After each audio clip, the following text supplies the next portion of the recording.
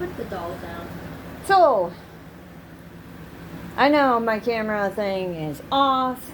I figured I would give this thing a shot, even though I have no idea what I'm doing. But today I have two special guests, my own children.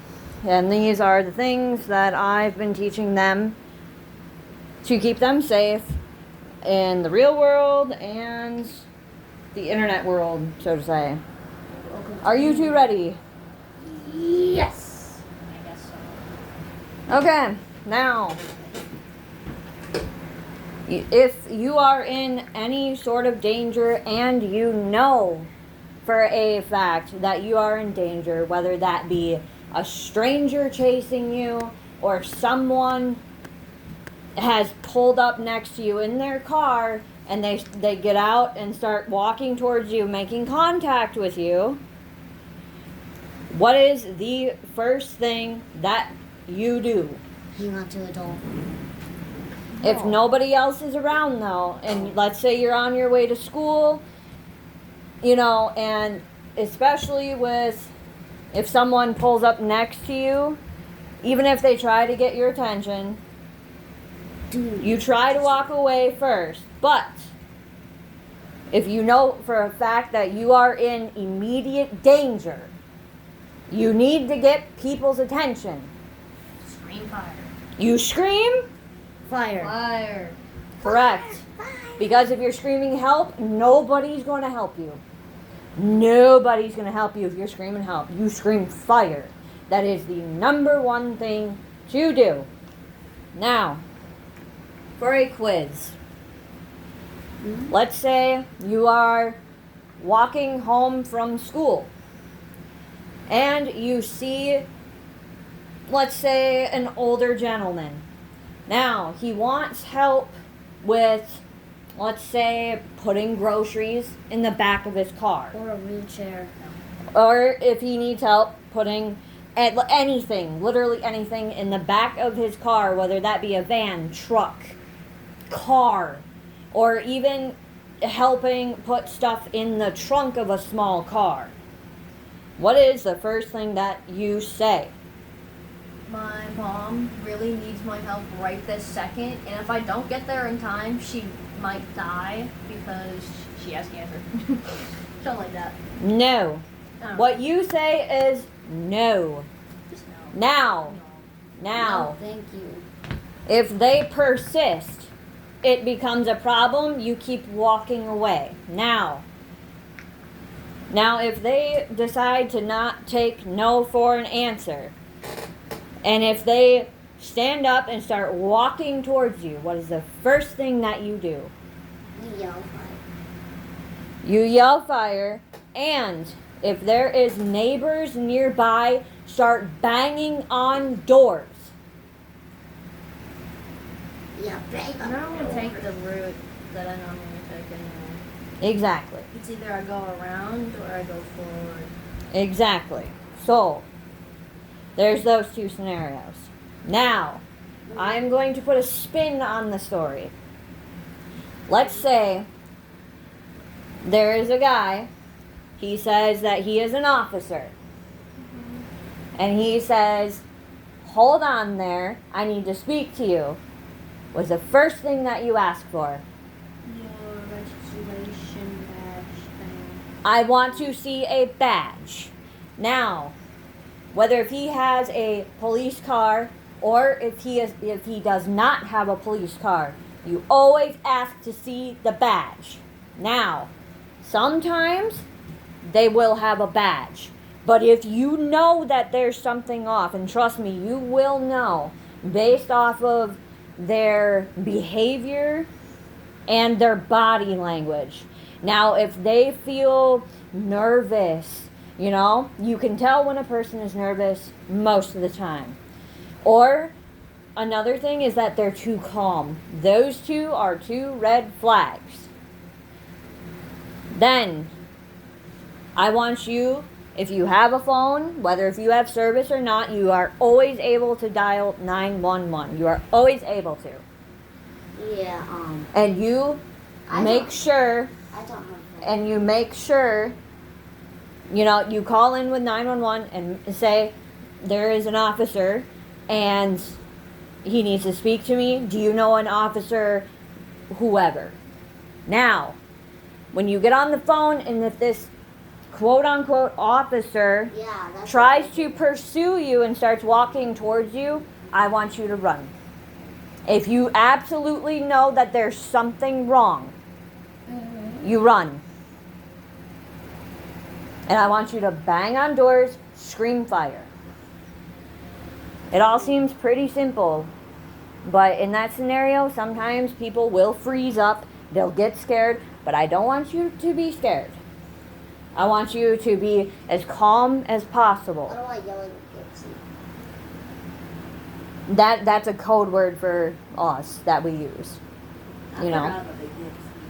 Anyways, when you are pursued by a stranger or whether a stranger approaches you, I want you to stay calm. I don't want you to show fear. I don't want you to show anything. Because the calmer you are, the more scared they're going to be. If that makes sense. Because because in their mind they're going to be like, this kid or this woman is too calm.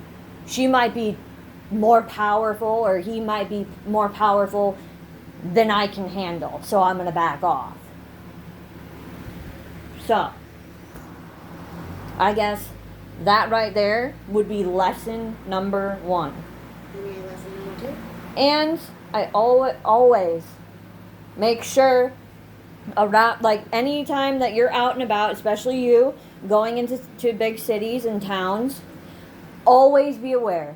If something looks off, anything looks off and you know it, I want you to, I mean, if you're not with me, you're either with Steven or you're with your best friend and her mom. I want you to stay with them, the people that you know. Now, if there is none of that and you're out and about by yourself for whatever reason, hopefully you're not, but I want you to find a specific person. Do you know who that is? A motorcycle guy. A motorcycle guy. That is correct. A biker. Yes. Now, how to tell if the biker is safe? You know a biker when you see them. They're big, they're bad, they're scruffy, they look like they've seen some things. I probably have. That person will keep you safe because they have a code. What is that code? That is a great question. Keep all children safe. Keep all children safe. Protect women. Yeah. Simple. So even if you're a young boy, you're still a child, you're safe. So, a biker. So, whether if you get lost, or if you decide to go out and about by yourself for whatever reason, Hopefully I'm not. you find a biker. Yes. Well, if there's no bikers. If there's no bikers, I want you to use your phone. I don't know. If you don't have a phone, you find the nearest place with a phone, whether that be a grocery store, restaurant, anything. Because grocery stores and restaurants are public places. I don't want you to bang on a stranger's door to use their phone. Why? Because they're a stranger, you don't know what they're capable of, Stranger danger. and God forbid if something happens, which I hope not. Or maybe they do like they trap you inside there. And just Or you find a church as well. Church is always a safe place. Always. And that applies to any and every situation. Whether if you are in a domestic relationship, church. Church will help.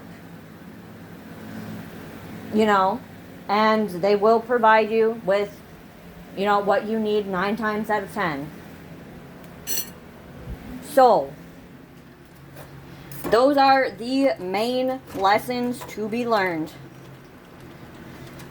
So make sure to stay safe, stay aware of your surroundings. Like, like for instance, if you know your neighbor's car is blue, and you see some guy pulling up with a red car, there's something different. Now, I'm not saying that there's something wrong, because I don't know if there's something wrong. Maybe that person's there to pick up your neighbor, etc. But you do notice the difference. Your neighbor's car is blue, but somebody here is pulling up in a red car. So that's something different, and that's something to keep a mental note of, just in case. Now, I'm not telling you to go crazy with it and write down every license plate number. I'm not saying that. I'm just saying it's the difference, and I want you to be aware. Like, another, for instance, is, if there's the same car. Or if your neighbor's car is on fire. Well, that doesn't apply, but. Okay. Anyways, so if the streets have been quiet, and let's say you go outside, every so often, and if you start noticing, like, just an example, a white car that is consistently driving past you, and if they're driving past you multiple times, it's a red flag. Now, I don't want you to go crazy with it and scream fire or anything like that, because nothing has happened. You will have close calls before screaming fire. And how close are we talking? Like when someone is starting to chase you. Yeah, they're like chasing you. They start to chase you, or if they grab your arm, or if they get a hold of you. That's the times when you scream fire.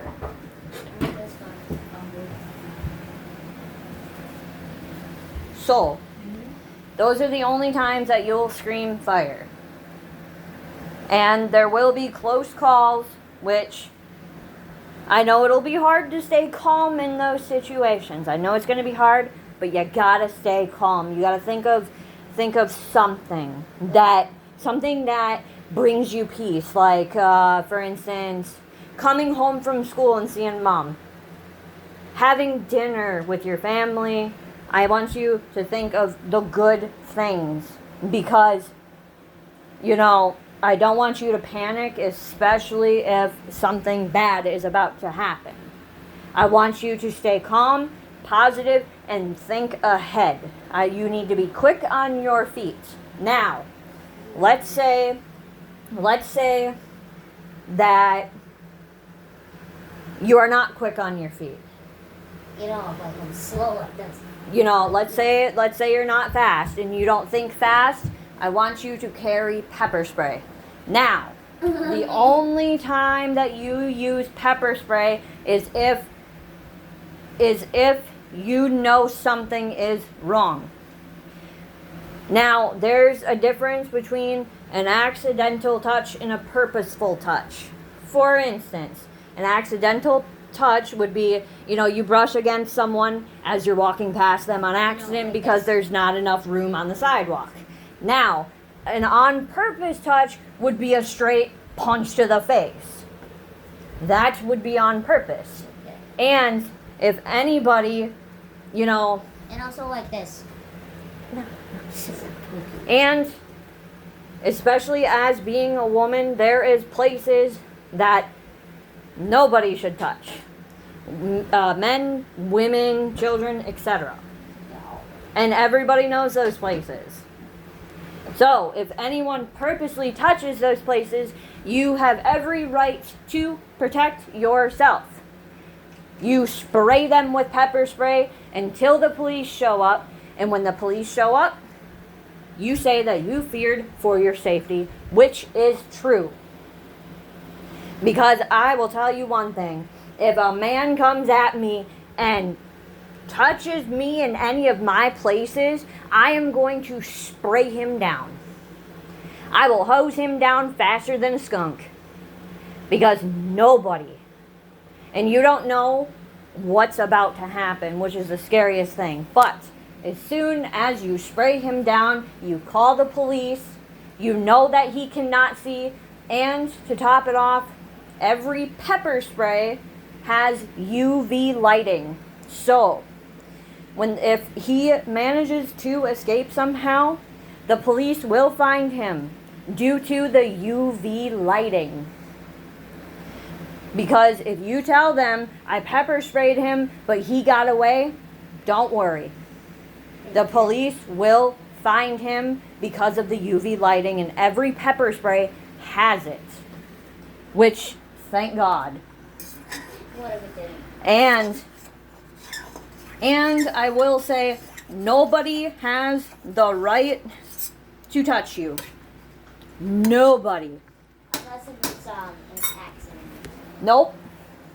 The only people that are allowed would be like the doctor, a professional doctor, and you say, okay, because I need this. You know, as a woman, you will need, you know, what's it called? Like, no. You need, like women checkups, you know, if that makes sense. Because, like, you'll have your physical as a woman. And I prefer to have my physical done by another woman. Because, you know, I can trust her. Okay? And the other person to trust would be your mom. But everybody knows there's a difference between a good touch and a bad touch. A hand on the shoulder is completely fine. A hand on the thigh is not okay. Exactly. Or in any of the places that you don't want to be touched. Yeah. Now, if you're having any sort of medical issue in those areas, your parents and, you know, as an adult, go to a doctor, ask to be seen by whatever you feel comfortable with, female, male, etc. And then you get the problem fixed with some antibiotics if needed. So, but nobody else has the right to touch you, especially a stranger. And I know there's a lot of sick and twisted things out in the world where, you know, there's other people in the family that would touch you in places that you're not supposed to be. And I encourage you to seek help if that is the case. Now, when I say seek help, first you would have to go to a doctor. You would have to go to a doctor, and you would have to tell the doctor exactly what happens. Because a doctor is, by law, a mandated reporter. Excuse me, I cannot speak apparently. They are a reporter, which means that if you are in danger, or fear for your life, or if something bad is happening to you, a doctor has to report it to the police. Now, do not worry about getting in trouble. Because you won't get in trouble, it's not your fault, and things will get better. I guarantee it. So, and which is why I'm teaching my kids as much as I can, because we all have a limited time on this earth, and I want to make sure that when I go, I want them to be prepared. And I'm hoping that this video will help other people. I mean, this is only episode 1, and there's plenty of lessons. There's gonna be episodes to this? Yeah, there's gonna be episodes. There's plenty of lessons. I've been teaching you guys to stay safe for years. So we're gonna have to catch up everybody else. So, this is episode 1. Hopefully I can make a note of everything that was talked about. So in the next episode, then, you know, I don't have to repeat myself or anything like that. Probably like 25 episodes. There's so much to stay safe, be aware, you know, and exactly.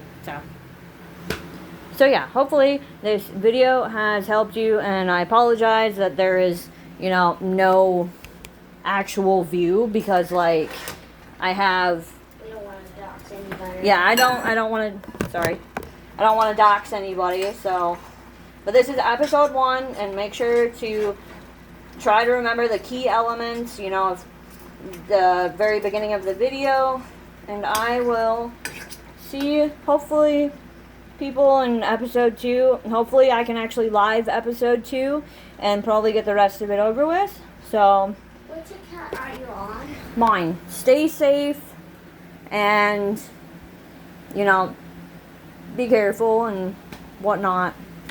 Yeah, yeah. Goodbye.